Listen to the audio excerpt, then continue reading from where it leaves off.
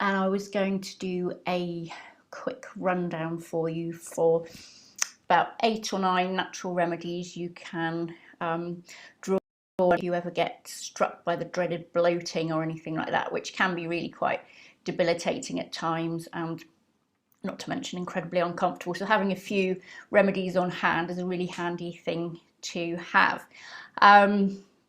Okay, so there are all sorts of reasons you might be experiencing bloating. Obviously, if you've got very bad bloating that's going on, or it's very painful or anything like that, then always consult with your healthcare provider to get to the bottom of what's actually going on. But if it's just occasional bloating, then here are some really good tips that you can use to try and get it nailed as quickly as you can. So the first things I would go for are herbal teas. Herbal teas are so handy. I normally just keep a stash in the cupboard that I can just pull out at any point.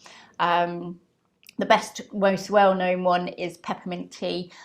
People have been using this for centuries. It's a very well-known remedy for your digestive health. And I think you can also get little like capsules and things like that, which would be equally as good to use if you do get an episode. Other good ones are lemon balm, which is lovely. Ginger, you can either use shop bought ginger tea bags, or just chop up your own fresh ginger and pour some water over that. That's equally as good. So either or, whatever's handiest for you. Fennel is another good one. Traditionally in some countries they do use fennel seeds to chew after eating, because they are, you know, historically known to be really great for your digestion. But failing that, you know, fennel tea works just as well. And my favourite is chamomile tea. I always have some chamomile tea in the cupboard that I can just, you know, use at any opportunities. A headaches, if I feel a bit wired or anxious, or any kind of bloating or anything like that, you just feel a bit iffy, chamomile tea a lot of the time is very effective for anything like that. Okay, the second one, bit more extreme, but if you can handle an extreme flavour, apple cider vinegar with the mother is really good. So before you eat, if you put like a couple of teaspoons of apple cider vinegar into a cup of warm water, it's absolutely brilliant for your digestion. But that said, it is a very strong flavour, so it's not everybody's cup of tea, so to speak, but can be very effective. So the next one I would be a bit careful with, and that's probiotics.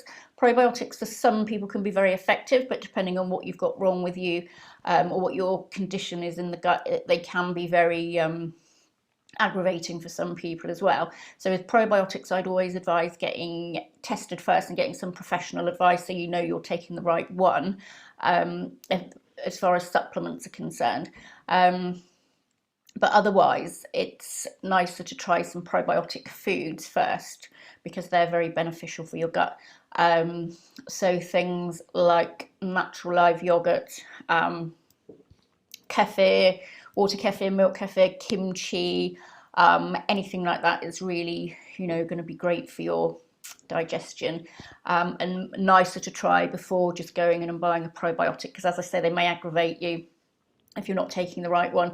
The best thing to do with probiotics is, as I say, to get yourself tested, find out which ones you need, which strain will benefit you the most, and then take it from there. But otherwise, probiotic foods should be absolutely fine.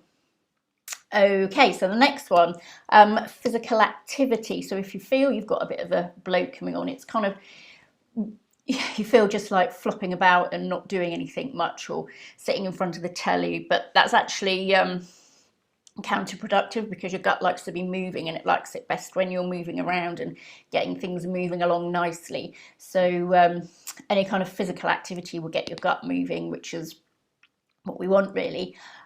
So just anything, getting up, going for a walk, you know, anything you can think of to just get out and get moving a little bit. Okay, next, if you're in the habit of eating quite large portions, maybe try to get your, you know, portions down a bit. Some people find it more beneficial to have sort of 4 or 5 smaller meals rather than 2 or 3 larger ones. If that's, you know, if that sounds familiar to you, then maybe give that a go.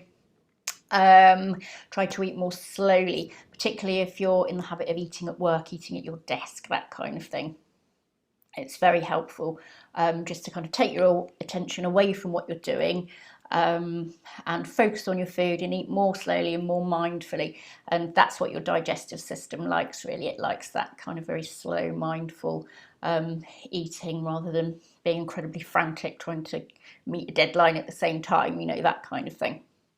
Okay, also ties in with this is to make sure you're chewing properly. So don't just swallow big chunks. So if you're kind of running around outside and just wolfing down a pasty or anything like that, take the time to chew properly, and that should prevent a lot of bloating as well, because if you've got big chunks of food going through your digestive system, it doesn't like that, and it will make you very gassy. Okay, and lastly, definitely if you're prone to bloating, I would be avoiding fizzy drinks. It stands to reason that if you're guzzling a lot of gassy drinks, then it will carry on and cause bloating further down your digestive system, which is not really what you want. Okay, so there you go. That's about 8, I think, quite simple things that you could use if you feel the bloat coming on. But if you would like to talk to me anymore, then do book a call and I can find out a bit more about you and what you've got going on. I shall put a link in the chat box, and otherwise I shall see you next time. Okay, have a great week. Bye.